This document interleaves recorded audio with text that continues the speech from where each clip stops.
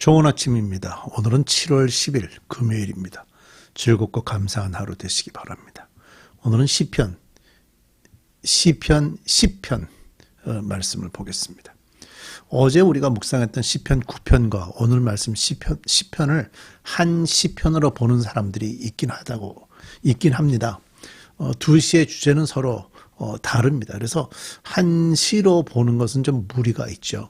적군의 공격을 물리쳤다는 내용이 더 이상 언급되지 않는 반면에 늘 하나님의 율법을 더럽히는 탐욕적인 사람이 언급됩니다.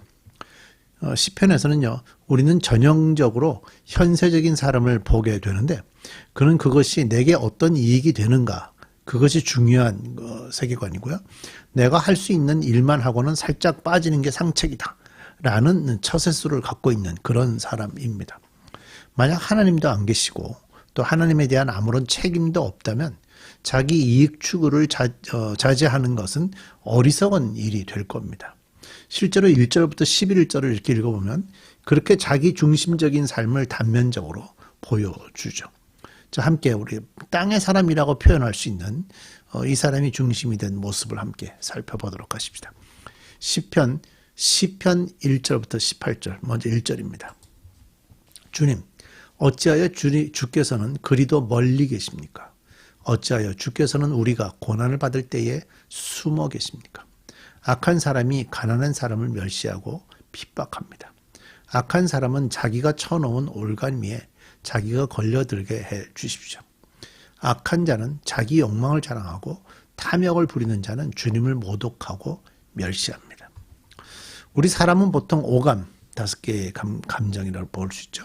오감에 의지해서 살아갑니다. 인간의 눈, 코, 입, 귀, 손 등의 감각기관은 동물의 그것보다 훨씬 기능이 떨어지죠. 원래 인간의 그 기관들은 보이지 않는 하나님을 감각할 수 있도록 만들어져 있었습니다.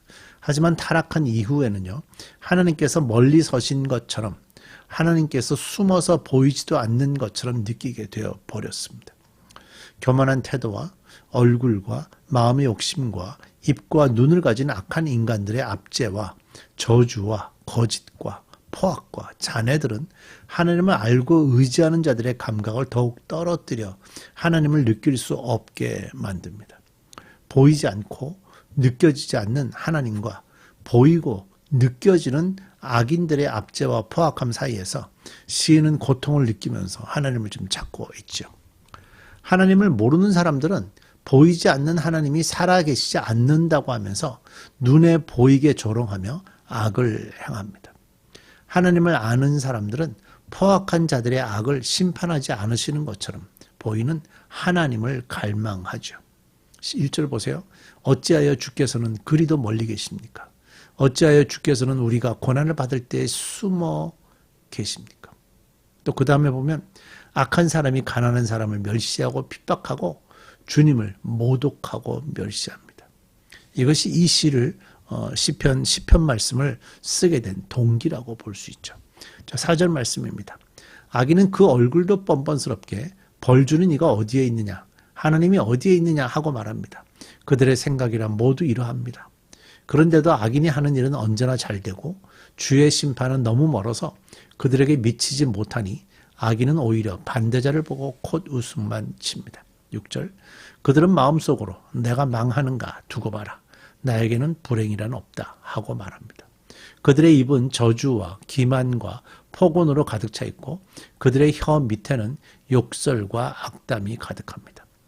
그들은 으슥한 길목에 숨어 있다가 은밀한 곳에서 순진한 사람을 쳐 죽입니다. 그들의 두 눈은 언제나 가련한 사람을 노립니다. 굴 속에 웅크리고 있는 사자처럼 은밀한 곳에서 기다리다가 때만 만나면 연약한 사람을 그물로 덮쳐서 끌어갑니다.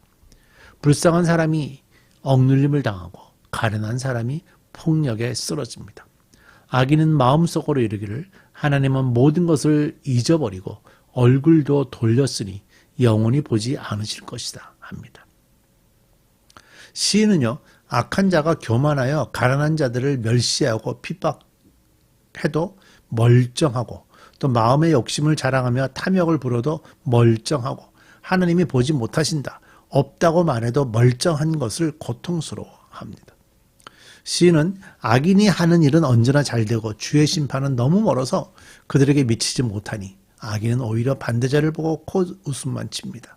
그들은 마음속으로 내가 망하는가 두고 봐라.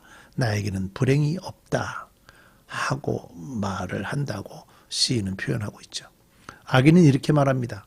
하나님은 모든 것을 잊어버리고 얼굴도 돌렸으니 영원히 보지 않을 것이다. 가련하고 가난한 고아와 과부들은 극심한 고통 중에 죽임을 당하고요. 잡히고 넘어지지만 악인은 심판받지 않을 뿐만 아니라 오히려 점점 견고하고 더욱 포악해져서 불쌍한 사람이 억누림을 당하고 가련한 사람이 폭력에 쓰러지게 됩니다. 이런 현상들을 보고 있는 시인은 보이는 악인, 보이지 않는 하나님 사이에서 고통으로 잠을 이루지 못하죠. 하나님을 의지하는 의인들은 하나님을 찾고 부릅니다. 자, 이제 12절 볼까요? 12절부터 18절까지 쭉 보겠습니다. 주님 일어나십시오. 하나님이 손을 들어 악인을 벌하여 주십시오. 고난받는 사람을 잊지 말아 주십시오. 어찌하여 악인이 하나님을 경멸하고 마음속으로 하나님은 벌을 주지 않는다 하고 말하게 내버려 두십니까? 주께서는 학대하는 자의 학대와 학대받는 자의 억울함을 살피시고 손수 갚아 주려 하시니 가련한 사람이 주께 의지합니다. 주께서는 일찍부터 고아를 도우시는 분이셨습니다. 악하고 못된 자의 팔을 꺾어 주십시오. 그 악함을 벌하여 주십시오. 그 악함을 샅샅이 살펴주십시오. 주님이 영원 무궁토록 왕이십니다. 다른 신들을 섬기는 문나라가 주의 땅에서 사라져갑니다. 주님, 주께서는 불쌍한 사람의 소원을 들어주십니다. 그들의 마음을 붙들어 주시고 그들의 소리에 귀를 기울여 주십니다. 고아와 억눌린 사람을 변호하여 주시고 다시는 이 땅에 억압하는 자가 없게 하십니다. 우리는 그리스도인으로서 억압하는 자 앞에서 때때로 무력감을 느끼곤 합니다. 우리 안에도 죄로 인한 많은 갈등과 고통이 있는 데다가 세상의 다른 부분에서 우리의 그런 고통쯤은 아무것도 아닌 것으로 만들어버리는 포악이 자행되고요. 포악이 자행되고 있는 일들을 보면서 또 들을 수 있게 되기 때문입니다. 우리는 그래서 이중의 사명을 갖고 있죠. 고통을 당하는 사람들로 하여금 그 눈을 하나님께 들게 해줘야 됩니다. 17, 18절을 보세요. 하나님이 누구신지 알려줘야 됩니다. 주님, 주께서는 불쌍한 사람의 소원을 들어주십니다. 그들의 마음을 붙들어 주시고 그들의 소리에 귀를 기울여 주십니다. 고아와 억눌린 사람을 변호하여 주시고 다시는 이 땅에 억압하는 자가 없게 하십니다. 그러니까 하나님이 어떤 분이신지를 자꾸만 알려주는 게 중요합니다. 우리가 그리스도인으로 살아갈 때도요.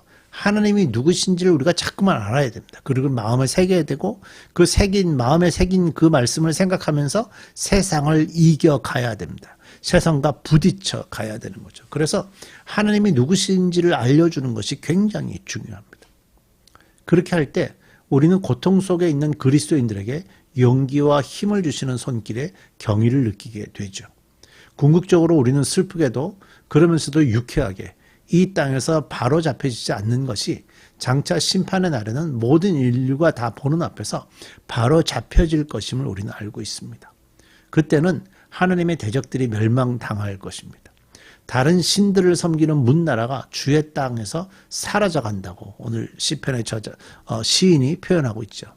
그렇다고 하더라도 우리는 힘 닿는 대로 의를 세우기 위한 싸움을 해가야 할 책임을 잊어버려서는 안 될 것입니다. 그리스도인은 불의에 대한 저항과 행동을 다른 사람들에게 넘겨줄 수 없습니다. 때로 선거에 참여하거나 아니면 지역이나 국가 전체의 정책에 대해서 분명한 의사를 표시함으로써 영향력을 행사하는 일도 거절할 수 없습니다. 우리가 사는 사회를 왜 하나님의 법을 모르는 사람들의 손에 좌우하도록 방치해 두려고 하십니까? 이것이 선지자들이 반복적으로 강조하고 있는 점입니다. 우리가 항상 기억해야 됩니다. 세상의 정책을 결정하고 권력을 주는 일을 가지는 사람을 하나님이 어떤 분이신지 알지 못하는 사람에게 내어줄 수는 없습니다. 그렇다고 나 예수 믿소 하는 사람이면 누구든지 일을 할 수 있다 라고 생각해서도 안 됩니다. 하나님의 마음을 제대로 품고 하나님의 시선이 어디로 향했는지를 알고 있는 사람이 그 일을 해야 합니다. 그런 사람에게 표를 주어서 그런 사람이 정책을 결정하고 그런 사람이 나라의 중요한 일을 결정할 기회를 줘야 합니다. 하나님의 마음을 알지 못하는 자가 권력을 주고 네가 믿는 하나님이 어디 있느냐고 마음껏 떠들 기회를 주어서는 안 됩니다. 그리스도인으로서 사명을 잘 감당해 가십시다. 우리 기도하겠습니다.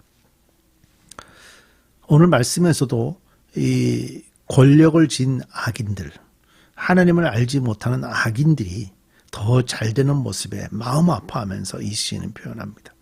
우리가 그런 지금의 세상은 이런 자들에게 표를 주지 않아서 그런 자들이 함부로 권력을 휘두를 수 없도록 하는 장치들이 있습니다. 우리 그리스도인들이 깨어서 나 예수 믿어 하는 사람이라고 다 찍어주는 것이 아니라 하나님의 마음을 품었는지 하나님의 시선을 느끼고 있는지 그런 사람들에게 이 나라의 정책을 맡겨서 이 나라의 생명들이 존귀함으로 살아갈 수 있는 그런 놀라운 일에 쓰임받는 저희들 되게 해 주옵소서. 예수님의 이름으로 기도드립니다. 아멘.